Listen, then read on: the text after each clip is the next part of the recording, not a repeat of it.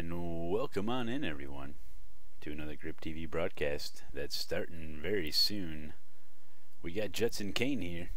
How you doing, Judson? You ready for this one? Yeah, good afternoon, fellas. Great to be here with you, Malone, and the Grip TV faithful. We got an exciting jam pack. Quite a different race coming up with the 79 Lotus in comparison to last week's VIR, as Jimmy is beginning his campaign with these ruthless machines. Looking forward to get it going over here in Interlagos. I got the sun baking oil on. I'm glistening. Not that I want to put that image into any of the Grip TV faithful minds, but I just thought I'd share. Well, thanks a lot, and we're just getting going here. And I had a chance to actually thrash around a little bit with this combo, and let me tell you, Jimmy's going to have his hands full today, and it's going to be something else as we go ahead and try to get loaded up here. And, well, I know it's an interesting track. We're going to be in South America. I'm sure the weather's going to be beautiful. Like you said, you got your suntan lotion. I got my lemonade, and I'm ready for this one. It's sun baking oil, Malone, not Sun suntan baking lotion. oil. I use butter Yeah, so you're glistening as well. and sizzling. Yeah, Saute. sure. Yeah, in a couple of months from now, the world eye will be focused here in Brazil as the World Cup is about to kick off. I will be down here for the World Cup games. Gonna watch some soccer. I'm sure a lot of people are gonna be intrigued. So it's nice that we get this race done before focus turns on kicking a ball around.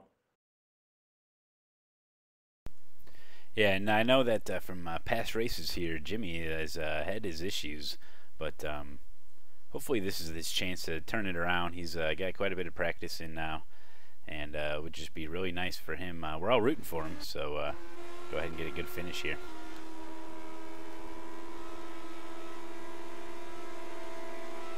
Yeah, today, as we're going to dive in, I wanted to talk about the concept of developing your racing line and how humans, the decision making that happens as a race car driver is completely based off habit, and what habit can be drawn when you're forced outside of your developed line, where you have to start critically thinking, being conscious of your brake points, acceleration points, and how that's going to impact your race. So I think we have a lot to talk about today as the race is about to commence. Yep, that's right. And then while these guys are getting warmed up, we're going to take a look at a little video that Jimmy put together, taking us through one lap here at Interlagos. So we're going to take a look at that right now. Hi ladies and gents, it's Jimmy here from Grip TV, bringing you another on-board lap from Lotus 79 as we get very sideways coming out of the last corner there now. As you can see today, we've got the Jandal cam installed, otherwise known as the pedal cam, to give you an idea of the footwork involved in driving one of these cars around Interlagos. So now we're coming up to the start-finish line, getting up to about 165 miles an hour, looking for our braking zone on the right, just after the 50 ball, just before it, sorry. Braking down into third gear, into second gear, getting it nice and tight on the curb. Now try and run over that curb on the inside as much as you can for the centre S, very good. Now through turn 3, all about balancing the car, get a bit oversteery through there, but no worries. Getting out on that outside curb now into 5th gear, coming down to turn 4, very quick left-handed if you get it right, down to 4th and down to 3rd gear, braking still, trying to get a bit of a slip angle going on so we can drift a little bit. There you go, nice through there, up the hill now towards Suffolk part of the course, turn 6, double apex corner here, so we're going to 4th for it, try and hit that first one finally, drift through, just touch the curb on the inside, not too quick through that time around, but alright. 2nd gear now, going for the iRacing line, tight on the right-hander, and tight on the left, using the throttle to balance the car through there. Full throttle up the hill into 3rd gear, braking again very hard down to this middle section, vital for lap time. Out as wide as you can here to get the car turned in. There you go, got it turning now. 4th gear, drifting downhill, very fun. Last one hour, very difficult, you can go wide there if you want to. I don't like doing that, 6 body tip I think. Up the hill now. And that's pretty much a lap of Interlagos, a very slight left, coming around to the lap. Don't get too far into that pit lane unless you're Felipe Massa, then you're going to get a penalty. Come across the line now, and that's a pedal cam lap of Interlagos. Hope you enjoyed it, guys. And there you have it, folks. One lap with Jimmy B as these guys and they're start gridding up now, and we're just going to take a look at some of the conditions here. a 90-degree track temperature, folks. And, whoa, it's mostly cloudy here in Brazil. As they get graded up, we take a look at the standings as we see Ventura starting this one out. Other people to look out for is Jean Francos, Boscus, and Harvard Espello, Robert Simpkins, and John G. Hill, Mark Matten. There he is, Jimmy Broadbent. And he's going to be leading this one out here in 8th place as we get going, heading for the green flag. This is a standing start. And we got Judson Kane, main commentator, take it away for this one. That ought to be a good race here.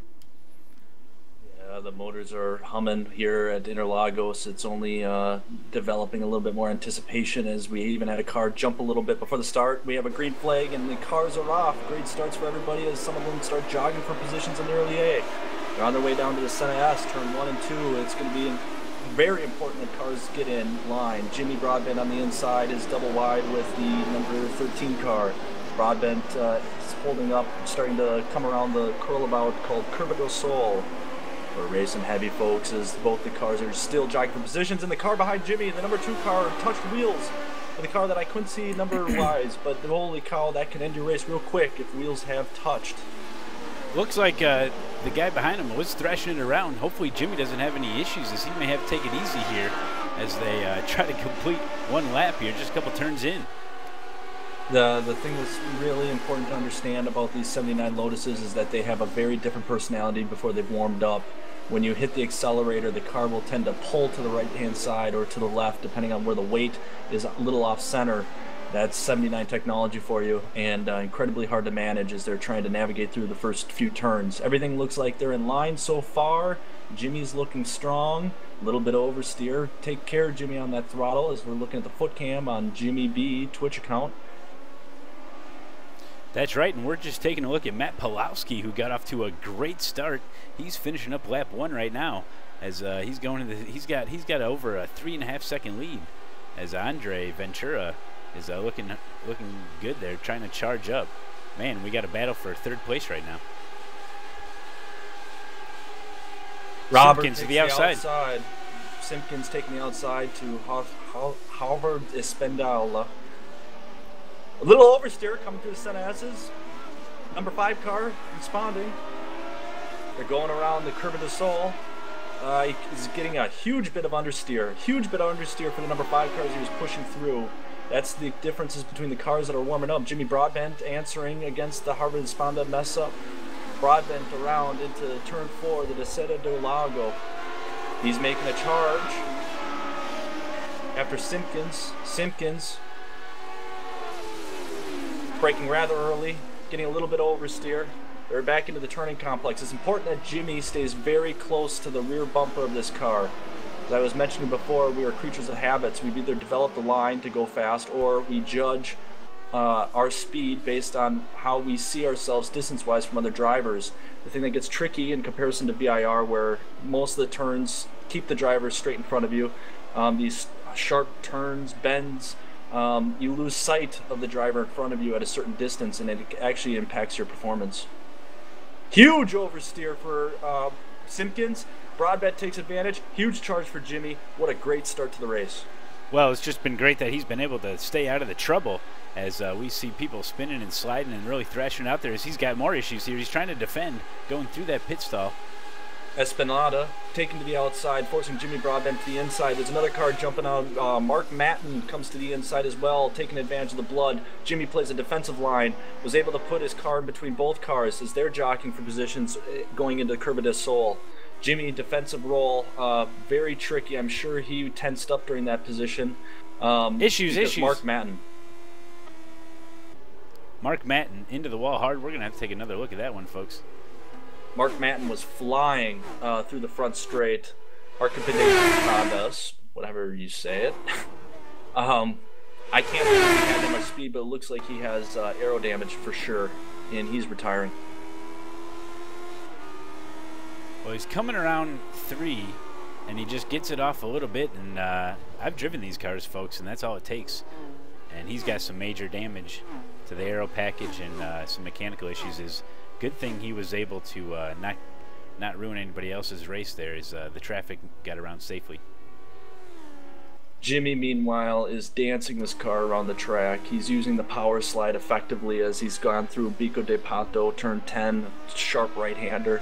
He's on his way through the straight, and he just looks like magic right now. He's really in tune with the car, footwork. The car's warmed up nicely. He's got good grip.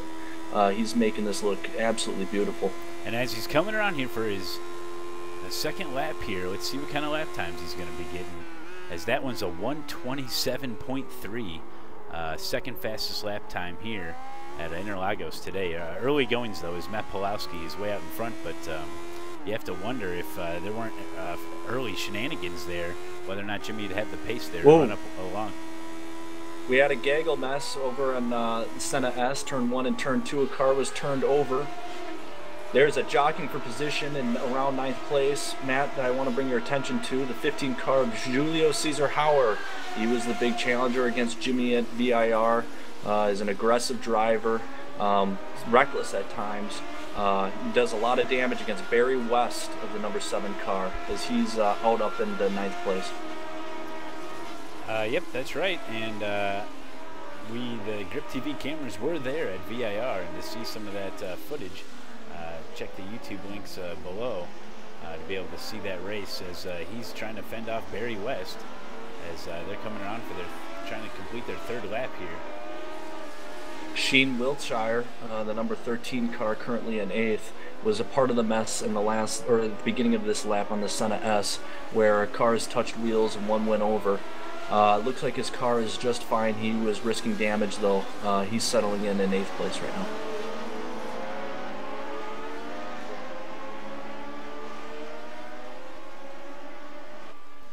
And look for, let's watch this, let's keep our eye on this gap between Andrea Ventura and Jimmy Broadbent, because now that the field, these top 3 guys are kind of running by themselves, and now it's them versus the track. They've gotten out of the hairy messes, and we'll see what kind of lap times they can do, and we'll watch that gap. As right now it stands at a 6-second gap. Yeah, it's important. A race car driver is responsible for 2 things when it comes to a race. One is developing the line. Actually, a Nobel Peace Prize winning scientist has just proven that 80% of the decisions we make in life come from habits. Meaning we naturally, when we see a car in front of us, for example, hit the brakes, we hit the brakes instantaneously. And it's a great way for us to critically execute decisions without exerting much mental energy. You see this on the racetrack with Jimmy, who's developed a race line, and as all of you race on iRacing as well, you kind of know once you get used to a track, it's like turnkey to run your line on this racetrack, and you know when to accelerate when you hit the brakes. Where it gets challenging is when you start to be outside your line. And if you recall ever being overtaken by a car, you start to be conscious about, should I hit the brakes now? Should I accelerate before the apex? Where's this guy behind me? And that's when you start exerting mental energy because you're critically thinking about the situation you're in. Too much critical thinking can actually wear you out mentally, and throw them into these kind of cars and you exert more mental energy much quicker, and it becomes very fatiguing over time. Well, I would say that even as we're taking a look at a battle here between Gary Larson and Vasquez, I would say that just driving this car, doing time trials just by yourself, takes full mental capacity. You throw in a full grid, and it's just really overwhelming at times, I can imagine. And so that's a big part of these races. It's not only can you make it a laps around, can you navigate through traffic? Are you mentally prepared for the race to be able to deal with that constant focus that it really does take to race one of these races? Yeah, it seems like Jimmy's got the line put together. It seems like he's prepared for this race so far. So he's running fast, and he's been able to manage traffic. So this looks really promising for Jimmy. Now, you said you guys are watching Gary Larson and Havard Espelanda, the number 10 car, or Gary Larson, the number 10 car, and number 2 car, Jean Francois Bucos. Buscalos looks like he has front aero damage, something to keep an eye out as they're both kind of jockeying for the 5th position. Well, you have to wonder too, because you take a look at John G. Hill and Julio, which Julio just made the pass there, and John G. Hill got a little loose coming up through the quick left-hander.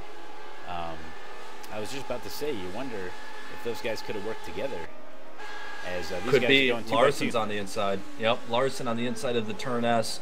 It was given away. Larson gave up the position to Francois. Francois was on the inside as now they're coming around Curva do Sol, giving up that position a little too easy, I think, for this 35 lap sprint. This is Grand Prix racing. You don't give these things up, but apparently something must be up if Francois was able to pass Lartiz.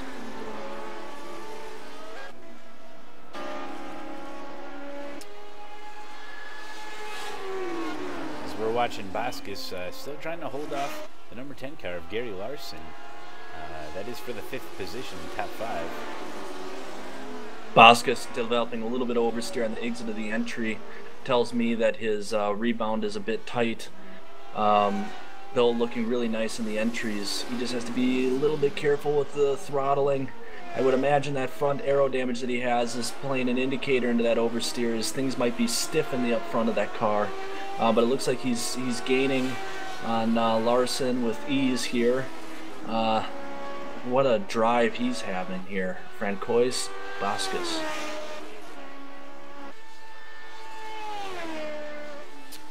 And we just checked back in on Jimmy Broadbent, number 9 car. Don't forget, folks, he is streaming this right now at Jimmy_BEE. See his in-car cam. And he's running 3rd place right now with that number 9 car. Very good. This is Strength of Field. Lotus 79 live racing action here, right? Brought to you by Grip TV. And they're on their 7th lap here. 28 laps remaining. So pretty long stretch here for these guys when, like we said, the car is so demanding. So it is all about keeping it together, keeping the car clean, and running 3rd place right now. Just kind of all alone. You know, really able to focus, log some laps, and put out a good finish. Yeah, the biggest characteristic difference between VIR and Interlagos is that VIR uses elevation change to hide turns from you and drivers that are ahead of you. Interlagos is known for its elevation, obviously, but not as extreme as VIR. VIR has these small hills that you have to go over. Interlagos relies on these turn complex in the back of the turns, these sharp pins of turns that, I mean, you can lose track of seeing your driver. Now, Jimmy, the thing that he has to manage is how he can run a fast lap time without even seeing where Andrea Ventura is, and have faith that he's gaining through the driving line that he has. And that's a very difficult, disciplined thing to do. And I'm hoping to see gains from him here as he's trying to bear down on Andrea Ventura. Yep, and as things kind of spread out here, take a look at the standings. And Pulowski's still out in front. Ventura running 2nd place. Jimmy Broadbent with he's gained 5 positions since the start of this race, so one of the big winners here. Espelon, Vasquez, Larson, Howard. He has picked up 8 positions so far in this race, so very good showing. Yep, we're familiar with Hauer. Like I said, aggressive, reckless driver. He's bearing down on Gary Larson as we speak, making big gains. But will his reckless driving attitude play an impact to some mistakes? Hopefully he can keep it together here and really do the gains. I mean, the aggressive driving is fantastic to watch, but man, is he playing with some risky conditions here. And of course, we all know Matt Pawalski. Matt was the guy, the driving force, who ran away with it at VIR with absolutely just completely different lap times. I mean, he was an entire second or two ahead from the rest of the field. It seems like he's become quite the dominant driver in this 79 Lotus Grand Prix in general. So it'll be interesting to see how he comes in as Jimmy's challenging in this series. How Pawalski will hold this lead coming next week too. Yep, and we're just taking a look at Pulaski right here with a 6.5-second lead on Andrea Ventura. And you know, at this point, it's you just got to go mistake-free as we see him go through the double right-hander there. Wow, he's really in tune with this vehicle. Some guys they get in the car. Excuse me, Matt. Julius Caesar Howard challenging Larson. He's got a huge run as they came through the big left-hander. He dips into the inside. He's on the inside, equal with Gary Larson. He decided to back off, break early. He's falling back in line, but still with an inside line, more shallow. He's regaining himself against Gary Larson, and he's planning to attack again as they're coming up onto the double right-hander. Hauer. Oh my gosh, Larson feeling the pressure. Oversteer. Yep, saw that smoke. Hauer definitely putting a 1-2 on Larson. Larson is very conscious of Hauer's attack. There was 2 runs that Hauer was able to develop, even though they haven't been successful. He's adding pressure to Larson, and as that starts to boil, Larson battling with oversteer, battling with jumping on the acceleration way too early. I think Hauer, we're going to see Hauer run into an overtake situation here shortly. I may have been a little premature. Sorry for interrupting you there, Matt. No, not at all. As we were just riding along with the number 15 car of Julio Hauer, as he's trying to get some draft here. Let's see how this works as they're coming through, finishing up their 9th lap here. Oh, Hauer opts to go to the outside. Hauer even with Larson. Larson taking the defensive line on the inside. Caesar, Hauer passed him from the outside, folks, into the S. He has a really good line out through the S here and is probably going to run away with it. Larson was just happy to get away scot-free. Yeah, what a beautiful pass on the outside. It was whoever was going to be bravest on the brakes here, because if you miss it, you're going to have big issues on that turn 1, turn 2 here. So very brave as Julio Hauer picks up a position there. Very nice. And it was amazing that Hauer developed that an entire lap behind. I mean, he was on him out of that Senna S down the first stretch there, and through the complex he forced Gary Larson to create some turning issues through acceleration. Obviously, as we discussed before, this car turns based on your throttle, so it literally comes down to how you manage your right foot, and he got Larson a little shaky with his right foot, and that's how he was able to get a jump down the front straight. Yep, that's exactly correct. And like I said, I did get a little seat time in one of these, and let me tell you, that is very true, folks. The fact that these cars turn with the throttle, and it's just it's one of those things that just makes these cars that much harder to drive. As I was just taking a look at second place here, Andrea Ventura. Ventura has gained, or has lost a second again to Matt Pawlowski, now 7 seconds and 3/10 of a second behind Matt Pawlowski now. 7 seconds and 3/10. Yep, and with 24 laps remaining, the number 9 car of Jimmy Broadbent running 3rd position. Can he catch up to Ventura? Can Ventura and Pawlowski run a mistake-free race and allow Jimmy Broadbent to catch up, or can Jimmy put it all together here and start thrashing it around, getting some lap times we've never seen, as his last one was a 1:27.8, and that's competitive with second place at least. So it's going to be interesting to see. Yeah, and it seems as the cars have settled in, you see tenths of a second start coming off, you know, little gains being made here and there. It's going to be a lot of work to get into a position of overtaking now at this point amongst drivers, unless there's a big mistake. And Mark Winfield taking advantage of Sean Wiltshire's mistake. Sean Wiltshire really laid on the gas, was a little out of control as he's getting into the turn complex. Mark Winfield is all into this rear bumper, but if the driver in front of you doesn't make a mistake, then it's really a lot of work to play catch up. Yep, and we were seeing that. Wanted to get going through the field as Winfield takes it real wide there again. And this comes back to what you were saying about the car in front of you, and how that can be a mental strain on you. And, you know, I always get the monkey see, monkey do's. It's not good.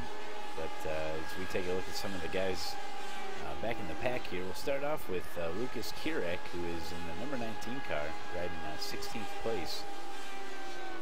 And seen him in practice. He was doing okay. He was doing the longer fuel stint runs, getting ready for the endurance running here. So running 15th place, Germano Cervini.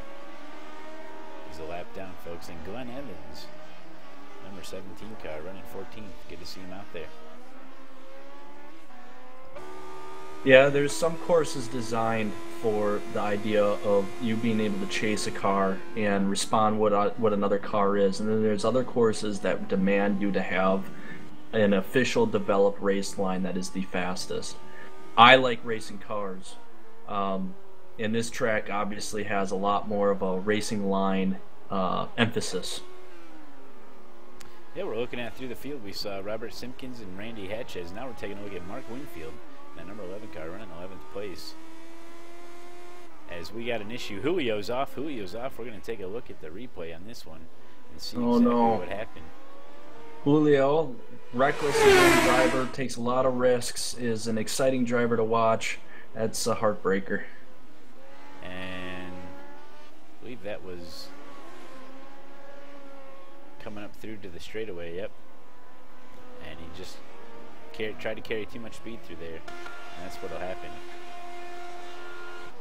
Now with 22 laps remaining, now Sean Wiltshire is in 9th, Barry West in 8th, John G. Hill in 7th, Gary Larson in 6th, and Vasquez 5th place with Esplin, Broadbent, Ventura, and Pulaski hasn't changed. As Ventura is sliding around there.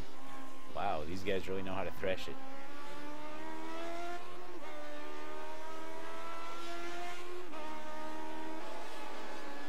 It appears that Jimmy has a little bit of entry understeer into the slower pace turn complex of turn 8 and turn 9. Turn 9 specifically Penjarino. I wonder if that understeer and entry is the loss of gas, and maybe he doesn't have his front brake bias far enough up. But I did notice that as he was entering the turn. Seems like he's navigating it well, running a solid pace. Havard Espeland has not gained too much on Jimmy, and Jimmy himself is making some gains on Andrea, but it's a little at a time. So great effort by Jimmy. Really proud to see him where he's at right now today. Yeah, very impressive. He's been running consistent laps. You know, and they're not slow laps. Obviously, he's way up there in 3rd place. So it's good to see him out there.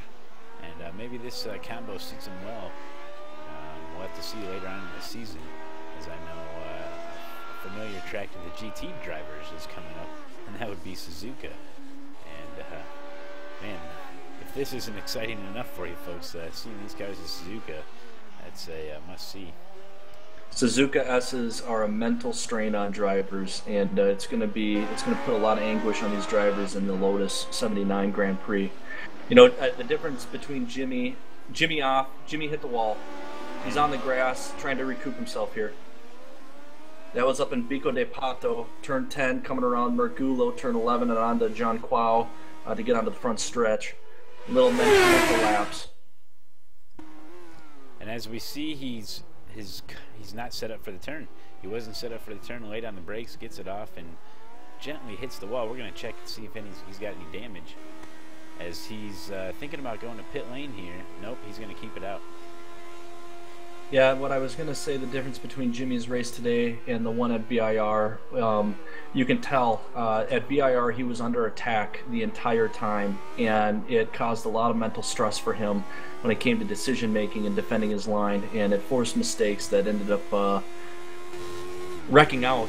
Now, somehow in this race, he managed to drive through the mess and up into his own driving area, unseen by other drivers, and he can't see the drivers in front of him. So he's completely on his own, and he's just running through the paces, that line that he's developed. He's running off habits, though there is mental gaps that happen from time to time. He's not exerting as much energy as he did last race. So his chances of success here is far greater than what he did at VIR, just by simply being out on his own and taking care of business early. Yep, and we're checking in on a battle with Havard and Vasquez right now. The battle for 4th position. And Vasquez all over the back of Esplin. Well, this will be an interesting development here because they've actually reduced a lot of time from Jimmy's mistakes. So now that they see blood, they see the meat in front of both of those drivers, it could turn into a 3-way battle quick. Yeah, no question about it. These guys, you know, they got their F3 screen up. They know when guys make mistakes, you know, they want to capitalize on it. So we also have a couple other things going on with Julio Howard and Mark Winfield still going at it as they're making it fun back there. That's a battle for 10th position, folks. So very good race here. Most of these guys are keeping it really clean. The only incidents we've seen are just kind of you know, getting a little off track, but getting back on little spin outs. But these guys can have impressed me very much today with because I know how much of a handle these cars are. As it looks like Vasquez may make a move here. Yeah, Vasquez is making twitches to the inside line. He did that up right before Senna S. He's letting Espelin know that he's within striking distance, not close enough where he's gonna run the brakes through and drive his car on the inside, but he's just letting him know that he's eyeing up an attack. Now that he made a run, they are getting very close into the turn complex of Pinheiro, Burco de Pato next. Vasquez, again, just in the rearview mirror of Espelin, and as you can see, when they're close enough, he's changing his driving line in between each laps as he's responding to Espelin's lap times, or driving line. Gets way loose there to Savard, and maybe this is enough for Vasquez to catch back up. So a lot of back and forth we see.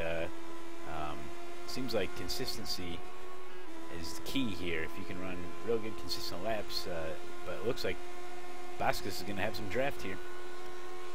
Yeah, Vasquez looking on the inside. He chooses to stay back in line, but it's that slight change of the driving line where he ducks inside is enough for Espelin to start thinking defensively, and that's enough to disrupt the racing line. However, it wasn't as effective as it was last lap as they went through Senna S to Curva do Sol.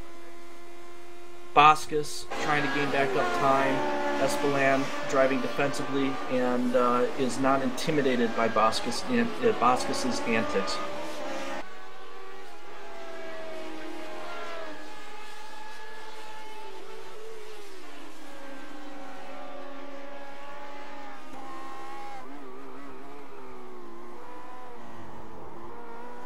Wow, a power slide by Vasquez as he went through the turn 8. I mean, absolute power slide, touching the grass, and Espelin under the grass, got some understeer, was able to recover. Vasquez trying to attack now. What happened there, Matt? Oh, we were watching from the gearbox of Espelin. We saw that crazy drift by Vasquez, and then we were on the grass, and we're getting a closer look now. I know Espelin has some damage up front. That was from an earlier incident. But yeah, he definitely went off. Not sure if he would have got a slowdown for that or not. But man, these guys, I wondered if Vasquez kind of backed off a little bit after he saw that. Didn't want to get involved, didn't want to add to any issues as they head into 1 and 2 right now. See if he can keep it under control, this number 5 car. I assume Espelin had a handful of oversteers. He's going through the turn and the apex to exit. That's pretty likely when fuel loads start to mess up your weight balance. And as we're getting into their later laps of this race, that could be a factor. But nonetheless, he was able to recover by managing his throttle and was able to hold on as Vasquez tried to make a charge. But it didn't seem that aggressive. I would expect more from Vasquez to attack harder, really punish Espelin for the mistakes that have happened. That could have been his opportunity, and the way Espelin's driving, that might be the last opportunity, but who knows? Well, Vasquez taking a defensively lane.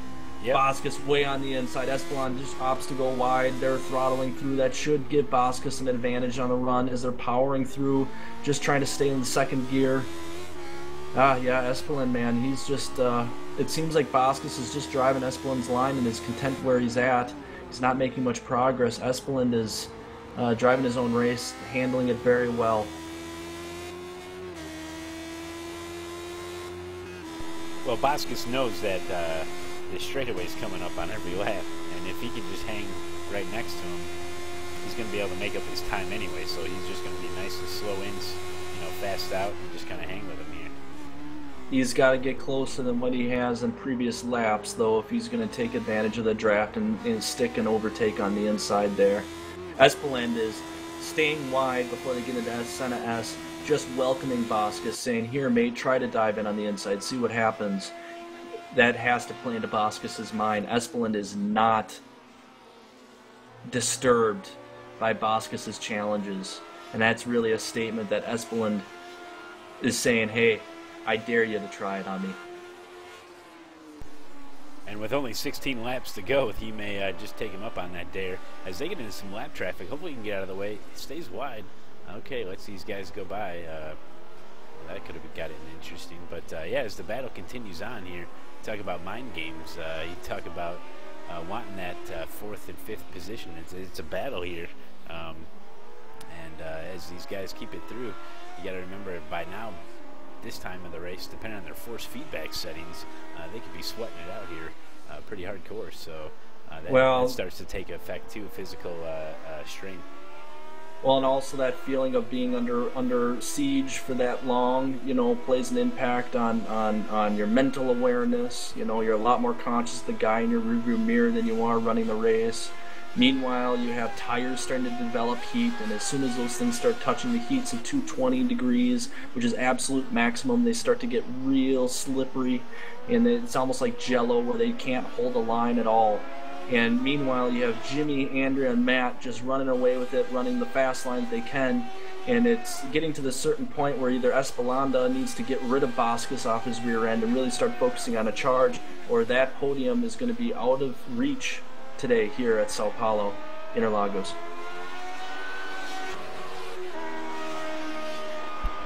Yep, that's right. And with 15 laps to go, like you're talking about the tires, and it's pretty warm here. As we take a look at weather conditions, track temperature at 90 degrees. So you can imagine their tires are nice and warm now at this point. And the dynamic of the car starts to change. Did they have enough aero for this type of a vehicle this late in the race? It all plays a factor.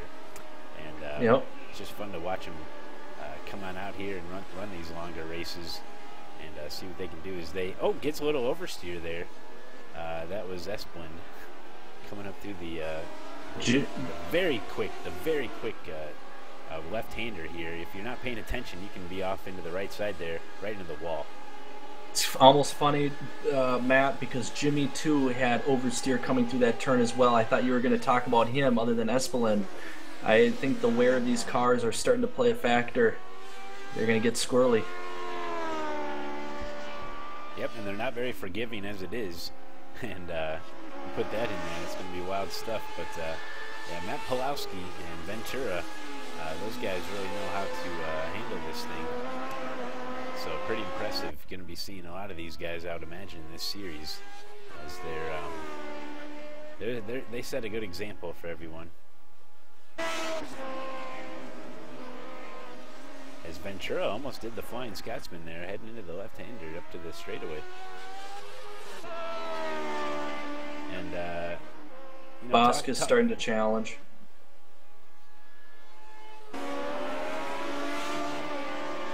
Sorry, Matt, you were saying? Yep, as these guys battle it out, Espelin. Talk about some of these, this racetrack. I know it is one of the very few racetracks that does run counterclockwise, and there's only so many passing zones. And with these cars, with the draft, turn 1 and 2, it's one of those things. If you got the, if you're brave enough, you can make a pass there pretty easily. Now I know Espelin here has got some front end damage that might be giving Boscus even a better run here. Boscus diving on the inside, finally taking that welcome. He did decide to fall back behind the line of Espelin, but he was going to attack it. It was interesting because that's the one time Espelin did not open the door for him, welcoming him in. So now things are changing. The mentality between Espelin and Boscus, what's folding out, now their opinions are starting to change. Espelin's starting to really stress it out as Boscus starts to challenge back on the inside as they're coming into Descida do Lago. Man, Espelin is now starting to sweat it. Guaranteed, his driving line has changed dramatically. The way he's throttle inputting is a lot more frantic, and Boscus is really starting to capitalize on it. Expect as they're coming through Ferradura and La Regina up to turn 8 right now. Here we go. Espelanda having oversteer. More oversteer issues. Boscus now backing off, trying to get a run back up to turn 10 here. Bico de Pato. Man, I just want to see Boscus get this overtake. I can't help to think the battle that has gone on all day today, he needs to get rewarded for this drive. As we were just following along the nose of Boscus in the 2 car, as he was getting really extremely close to the rear end of Espelin's there. Yeah, and what you were saying about Interlagos, you know, the thing that gets most criticism about this track is the dirt grime that happens on this track. It's a very gritty track. And what you're seeing that causes a lot of issues for drivers are these big elevation changes, big downhiller on the Senna S, the big uphill after you leave turn 12 Jim Cow into the front stretch. These elevation changes change the dynamic of the car and how the weight transfers. Now, because these cars are a lot more tight than the average roadster, things that we see in the GT3 race, it doesn't have as much of an impact, but the dirt and grime do. Now, we're sitting in basically what's becoming the fall in Brazil, and so heat temperatures are high as is, but as these tires start wearing on the track and rubber is built up throughout the week, it becomes even more challenging as heats can increase. Yep, that's right. But we got Gary Larson's off. Gary Larson is off, losing positions. He's down to 8th and 9th position. Let's try to take a look at it. Had some issues. Coming into turn 1 and 2. Nope, that was the quick left. Jimmy He just turned it around. Jimmy Broadbent got overtaken by Espelin. Something happened with Jimmy. I didn't see it. Espelin now up into 3rd place. Jimmy Broadbent down to 4th. Vasquez in between Jimmy. Vasquez almost got by Jimmy. Jimmy closed the door. Jimmy's challenging hard on Espelin right now as the laps are coming up. That was a mental lapse. I'm not sure what happened. Maybe, Matt, you can find out.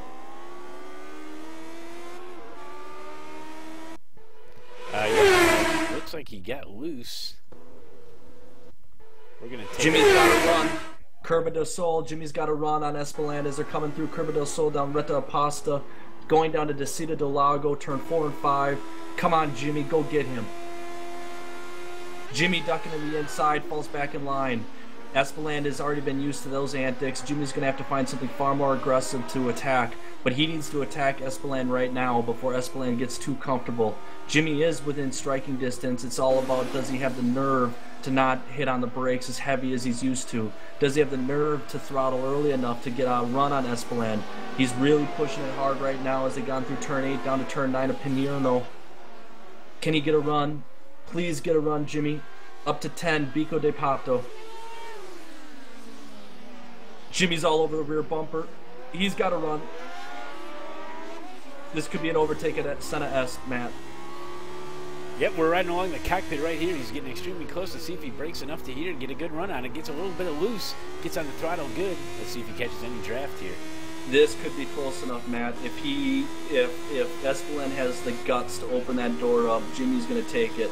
He's going to attack now. This looks very close. This could be a Senna S overtake right now.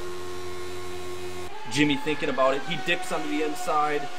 Oh, the block. Espelin defensive line. And Jimmy's he loose. Could do it. Jimmy's got oversteer. Jimmy recovers. Oh, wonderful What a dirty save. move. What a dirty move, though. Vasquez almost being able to overtake Jimmy from that. Espelin really trying to do a defensive line. That is not embraced very well, as that could be almost considered blocking. Jimmy was undecisive when he was trying to overtake on the inside. Starting to fall back in line. But Espelin is definitely stressing that overtake attempt. Jimmy's showing a bit of recklessness, which is much needed to strike nerve into Espelin. Holy cow, Matt. Oh my gosh, this was just a crazy. And you know, does it come down to, was it defensive or was it the block? And with 10 laps to go, it just didn't give him a whole lot of room there. Well, and that could have been. And that could have wrecked Jimmy's race. I mean, it could have all been over right there. They could have all been over for all three of these guys as they're battling it out here for that podium position as Espelin doing everything he can to keep Jimmy Broadbent as far away from him as possible. But can Jimmy's got to run. Make another run?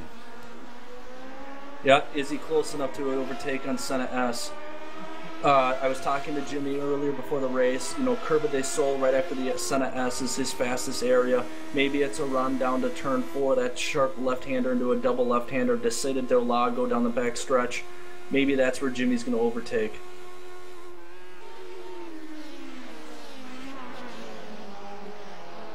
But I don't think it'll be long before Vasquez is going to get in on some of this action. So Jimmy Broadbent better start working quick, as he's only got 9 laps to go. He's looking for that third position to retake that third position. Yeah, check you back don't out in the want. field. Randy Hatches and Winfield and Simpkins. This is a three-way battle for 11, 12, 13th place as Winfield is stuck right in the middle of it. Jimmy Broadbent has a run. He's up onto the outside of Espelanda. Espelanda playing defensive role. Jimmy Bryant rolling right around him on the outside as they're coming through Curvado Larraguina. They might have touched. He makes the pass. Jimmy got the pass. Yeah, Jimmy. Jimmy down into Pinheiro. Can he put the defensive move to stick the overtake? He did. Espelanda is just left in the dust. Jimmy seeing red. Man, give a bow, Jimmy. Unbelievable run. I cannot believe he overtook on the outside there through Ferrandina to Larraguina. Those tires were touching. I think they were bumping and rubbing there as that they got extremely close. They body well, and just an amazing pass. And notice how Vasquez is left in the dust as the pace has increased so much between Espeland and Jimmy. Jimmy the Stinging Bee, what an overtake, what a statement in this Lotus 79 Grand Prix, unbelievable. Second official race, and he is absolutely making a statement that, boys, you can't mess with me. Absolutely needed. As Esplin getting loose, can't deal with the pressure. As he got loose, and that gap's going to increase even more as Jimmy Broadbent reclaims third position. You have to imagine Espeland is seeing fire in his eyes, absolute red after being just shown up by Jimmy on the outside, where that is unheard of an area to overtake. Espeland is now overdriving the car, and hopefully that's going to create a more distance for Broadbent so he can close this out, because as we all know, we're all cheering for Jimmy here.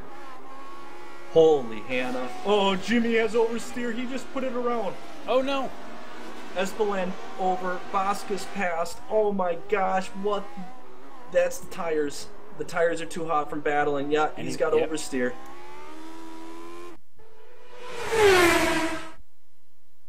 What a heartbreaker. Oh, my gosh. As we see him, the replay shows that just really the car wasn't stable and too much throttle in the wrong time, gets it around, and then now the tires are warmed up too much where he slides it again, and he's just got to be real careful there.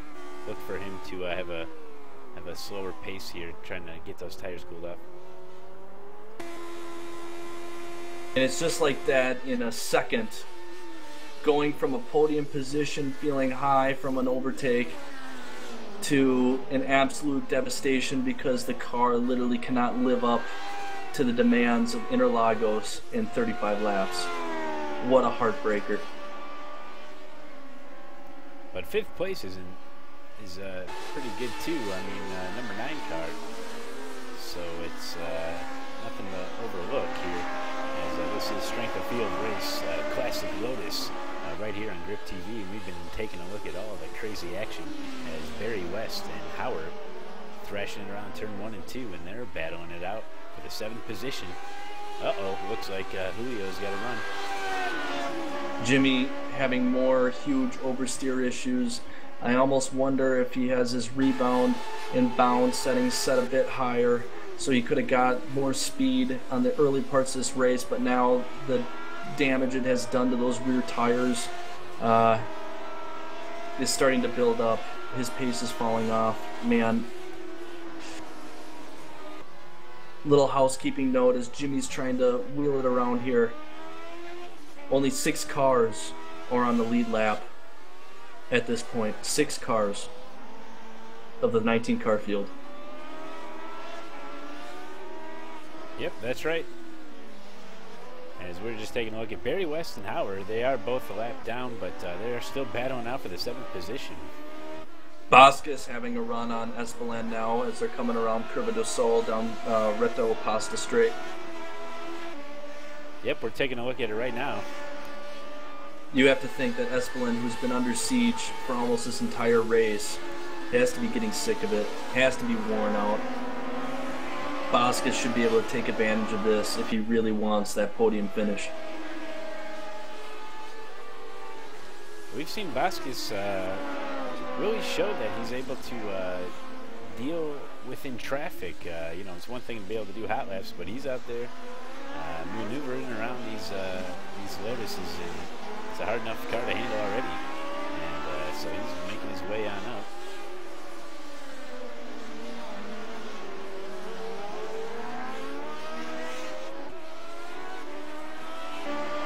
Barry West and Howard still going at it. Looks like Howard may have a run out of here. He's looking to the inside. That's the outside as they head on in. Really fast double right-hander here. Howard is the last person I want in my rearview mirror. The aggressive driving that he has, it's almost like he doesn't care if he spins out. He's just going for it all. I would not want that in my rear bumper. With only 5 laps to go here. This is for the 7th position. And Howard, with a number 15 car, could really prove a lot here. Getting in 7th place here. And he's going to take him on the inside. Issues for West. That's a pass, so Howard up to 7th position now. Very nice. But it's not over yet. Can he close the door through turn 1 and 2? Nope. 7 goes inside. You got to protect there. Yeah. You got to protect. Absolutely, Matt. Though Howard just has a run. This could be a response again as they head to Descida del Lago. Wow, look at him go inside, outside. Overtake on the outside. Howard very careful on the acceleration. He couldn't pull it off. There's no way you could pull it off on the outside. West chose to go on the inside, and with, I mean, the amount of energy that he jumped from outside to inside was amazing. And there's another battle right behind them for the 8th position, or for the 9th position, excuse me, between Wiltshire and Larson. As they're thrashing around, and Larson gets very loose there, so they're battling it out. And there's a battle right now for the 3rd position as Vasquez is still working on Espelin. They're heading into 1 and 2. Man, there's battles everywhere. Barry West and Howard continue to go at it. Yeah, what the heck? They're all and Vasquez continue to go. Howard's still trying to get his piece on West. He doesn't like getting shown up by West, but West is really showing that number 7 plate, the experience driving these Lotuses. Howard dipping to the outside, Matt. This is something to see as they're coming to the center S. Howard on the outside choosing to overtake.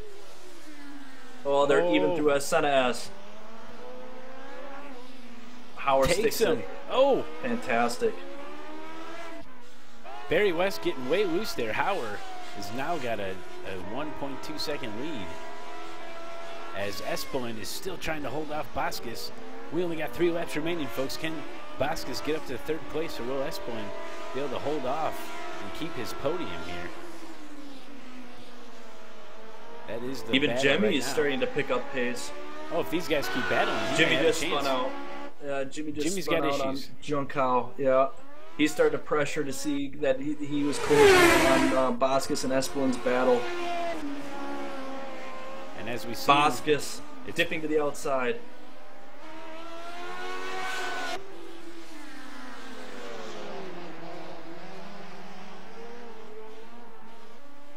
Golly, what's got into these guys? I don't know, but as we saw Jimmy going through the junction 12 and 13 there, and I've raced this here, and it's extremely bumpy over there, and these cars do not like those bumps, and I just happened to get it loose there, so unfortunate. But we are following along here with the battle for 3rd place. As Espelin still trying to hold off Vasquez. These guys have been battling it out for you. Only 2 laps remain.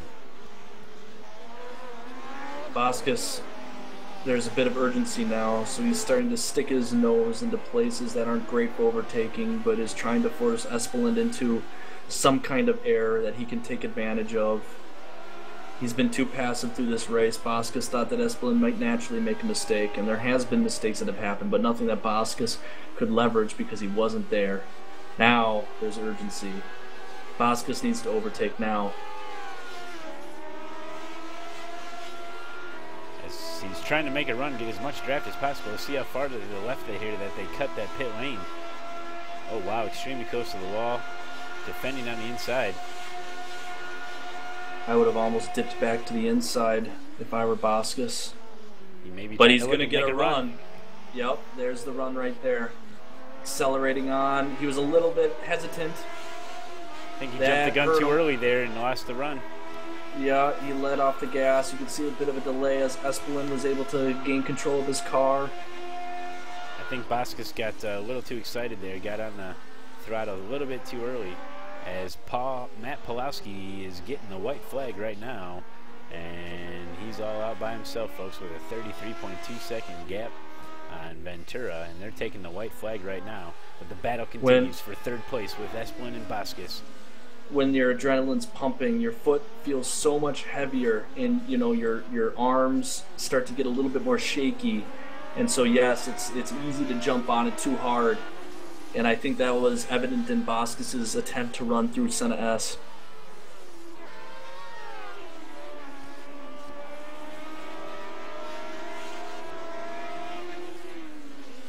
Espelin has, and mind you, Espelin has been used to this pressure all day long, so he's driving as if nothing has changed, because he's been under pressure by Vasquez and Jimmy for quite some time now.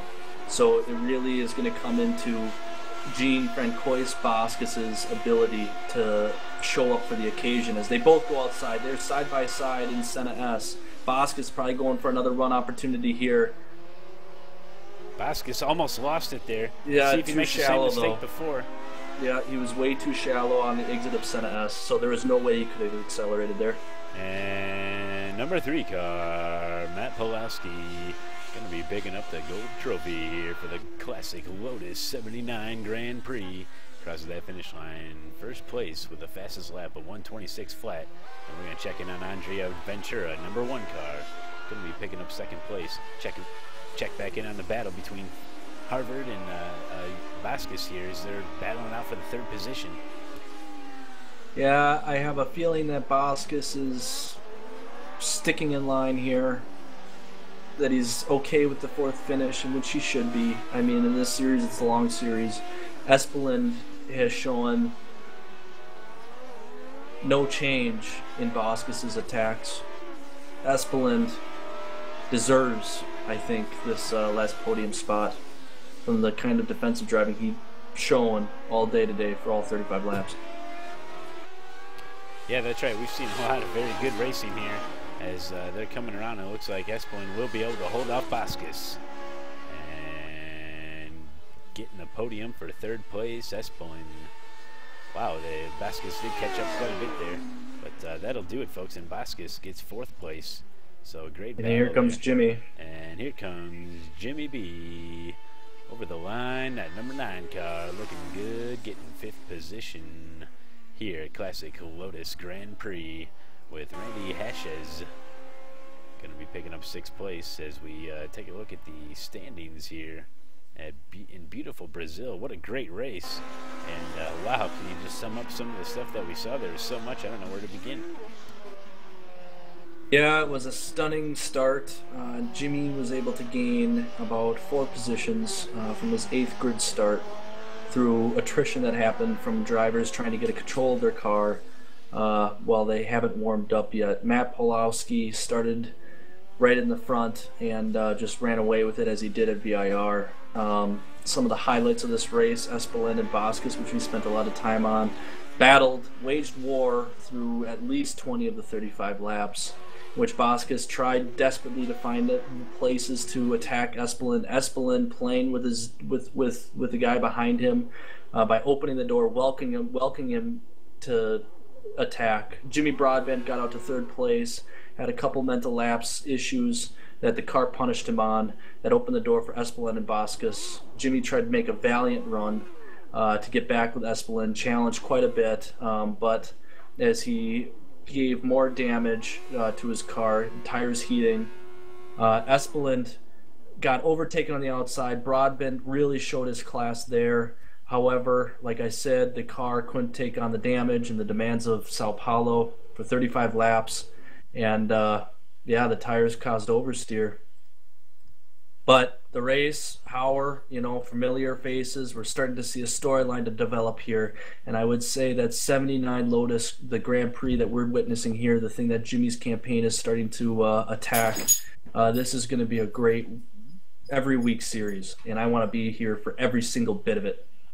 Well, I want you here too, Judson, and I think we got Jimmy here as well, and maybe we can get a talk with him. Jimmy, you got a copy? Hello, hello. Oh, there's Jimmy Broadbent, and Jimmy Broadbent coming in 5th place today. Saw you out there logging a lot of laps, just thrashing it around very well. Can you take us through the race and tell us what happened? I know you had a couple issues. Yeah, I had a really good start. Better than I expected. I kind of went up a couple of places there, and by the end of the first couple of laps, I was in 3rd place, and I was kind of thinking, well, this is too good to be true. So I was driving around, I was putting away from the guys behind me, everything was fine, and I made that first mistake, and I think it all went downhill from there. The mistake got to me, and then he got closer, and I made another mistake in a really silly place, and I just ended up just driving more and more aggressively, and I overtook I forget the guy's name. The guy in the red car around the outside or somewhere. I really squeezed him as well on the inside. So I'm not sure if that was on by me or not, but it was an interesting overtake. And then again I spun, and towards the end I thought I'd have a chance of catching them again. I was starting to bear as they were fighting each other. Then I spun it around. It's just annoying because I had the pace for 3rd, but 5th is pretty good. I didn't expect to be anywhere near the top lot, so I'm happy to be in 5th. Now we're in beautiful South America here in Brazil, and what a hot one out there. How did tire temperature and track temperature play a role in today's race? Well, you might have seen me sliding the car a lot around there, especially when driving, trying to log some quick laps. I think I did that a bit too much at the end when chasing and trying to pull away. Rear tires got a bit too hot. Yeah, Jimmy, what I noticed the difference between VIR and today is that in VIR you were under attack for most of your race campaign at VIR. And today you were able to get out, establish yourself in 3rd, run your race line. You weren't seeing progress with the person in front of you, and the person behind you hasn't made too much progress on you. And I thought, okay, this is a pretty secure bet. And then some mental lapses happened, some challenging things. Now, within a second, you started to battle Esponda, and you did the outside overtake on him, which was absolutely fantastic. I don't think any of us were prepared for that overtake area. I don't think it has been done all day today in the race. And I started to notice that your car was overdriven, meaning the tire temperatures that came up from you thrashing around, braking later, taking those outside lines did its damage. It seems like, correct me if I'm wrong, is it the characteristic of the car when it's pushed over a limit, it just turns into this oversteering, squirrely, hot mess? And it seems like if cars have been under battle all day, that they're more susceptible to that damage because they did overheat the tires? Well, it certainly feels like that. I mean, I'm still learning this car, so I'm still getting the grips of it, if you pardon the pun.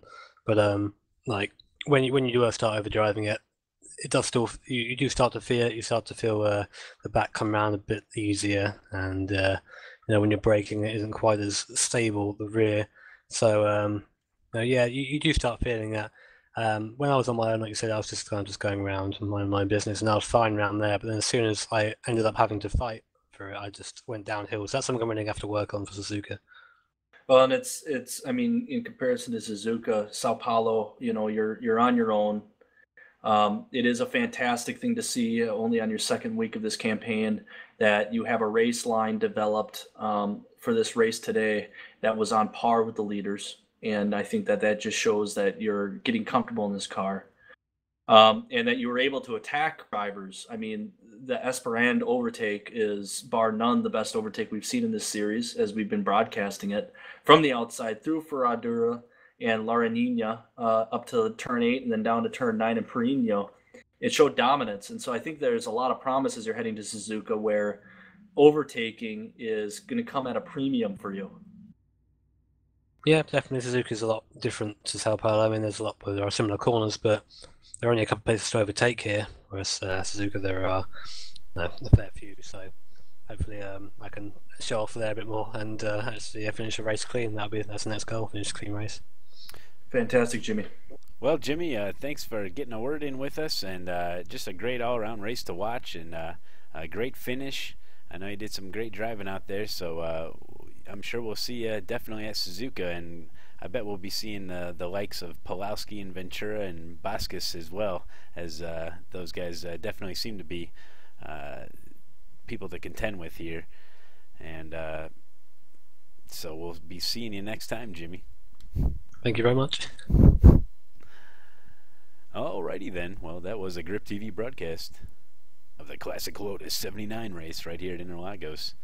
And Judson, I know it's nice and warm out here. My lemonade's running low. Let's say we get down to the concession stand and see if we can go get some lemonades and some ladies. You got it, Jimmy, or we could go do an early bird special with all the grandma and grandpas out on the beach if you like to. Head down to the Sizzler. I'm in. All right, well, I'll try to pack in all three of us in that Lotus 79, and Jimmy can take us on over to the Sizzler as we close out another broadcast right here. Hey, if you guys don't know about it, head on over to griptv.org. Get yourself signed up on those forums. We want to hear from you. Give us your suggestions, your comments, your requests, anything you want. Head on over to Trading Paint. Slap that Grip TV paint all over your Porsche and all your other cars, and we'll see you on the track. And we may give you a little airtime on the next crazy Grip TV broadcast. But until next time, we'll see you guys later.